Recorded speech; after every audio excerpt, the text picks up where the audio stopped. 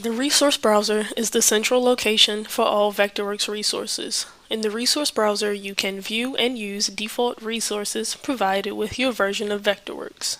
For example, to view all of the resources available in the Architect Sampler library, use the Browse a Document command, then navigate to the Architect Sampler file. Now the resources from this library can be viewed and used in the active document.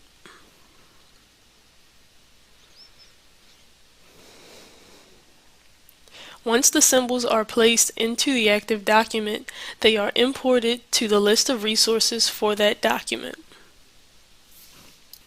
If the library is one that may be used frequently, it can be added to the list of favorites, which means it will be easily accessible for use with other Vectorworks files. Aside from the provided default libraries, users can also create their own resources like gradients and symbols.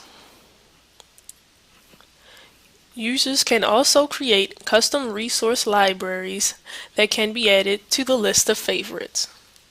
Additionally, resources from one Vectorworks document can be referenced into other Vectorworks files.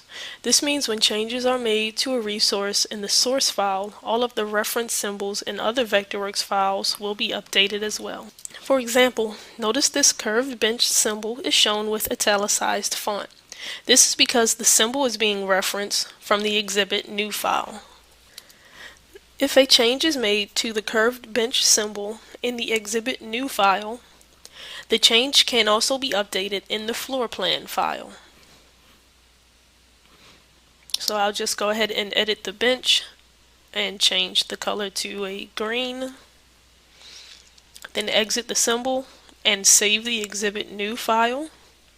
Notice now the source name is shown in red font.